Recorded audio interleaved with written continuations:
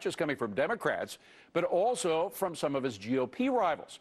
They're taking Romney to task for laying off workers in order to save entire companies. Take a look.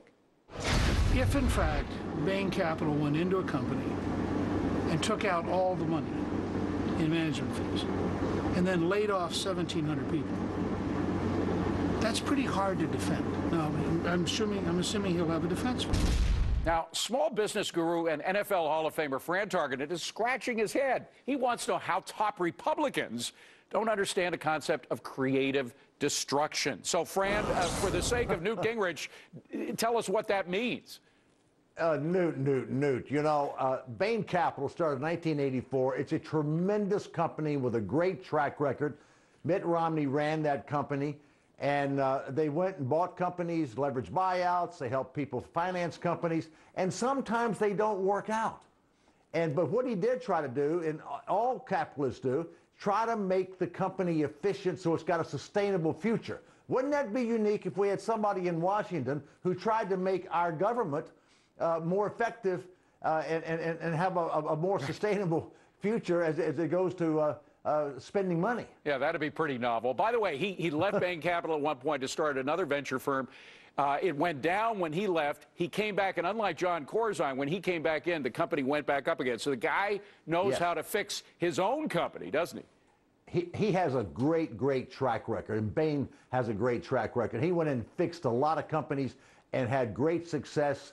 And wouldn't it be nice to have someone in the White House who wasn't a college professor, who wasn't a lawyer, but was a business executive who had experience in fixing problems and making things sustainable. And one of the problems I have with the attacks, I mean, the Democrats, I don't expect to get this because they don't. It's not in their DNA. No. But with regard to Republicans like Newt Gingrich, the logical conclusion of his argument is that you have to have bailouts or something like that for companies that aren't well managed. I mean, what is he suggesting you do with a company that's badly managed and has divisions that aren't making money? Well, you know, Newt is losing, and and now he's trying to go on the attack and be sensational and scare people. It won't work. Mitt Romney's reputation is too good.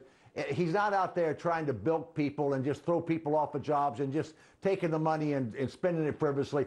There's nothing of that in Mitt Romney's background. It won't work. All right. And by the way, we're not picking just on Newt here. Rick Perry said basically the same kind of thing. Let's play that soundbite of Rick Perry earlier today talking about the same stuff.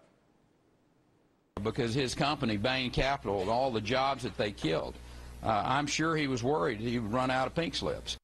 If you're a victim of Bain Capital's downsizing, it's the ultimate insult for Mitt Romney to come to South Carolina and tell you he feels your pain, because he caused it.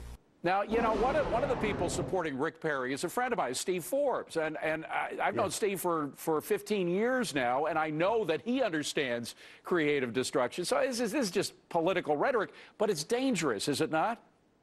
It is dangerous, and it is crazy, and it shows you that these two guys are both in a sense of desperation, and they're just throwing stuff on the wall and hope they can hurt somebody else.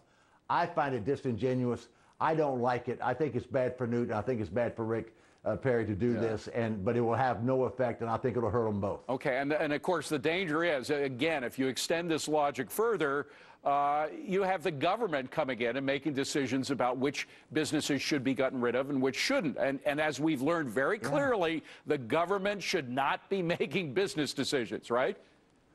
2/3 of the American people say they think big government is the problem. Only 26% think that big business is the problem. We need business people like Mitt Romney who can come to Washington and cut the fat out and balance our budget and solve problems for us. America needs our problem solved. Mitt Romney can do that. All right. Well, listen, while I got you here, after that Denver game yesterday, I just have to ask you, what do you think about Tim Tebow?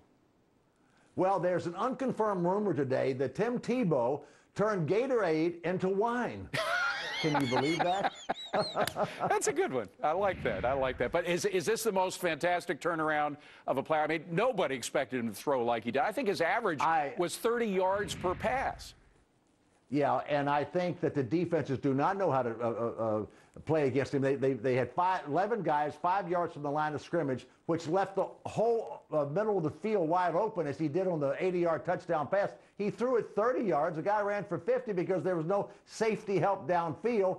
I don't think New England will make that mistake, but they took advantage of it. And John Fox, the coach at Denver this year, has done, I think, the best coaching job in football. All right, Tim Tebow versus Tom Brady. Quickly, how do you vote? Oh, Tom Brady, Tom Brady. Yeah, but wouldn't it be nice to find Tom another Brady. miracle? Tom Brady's one.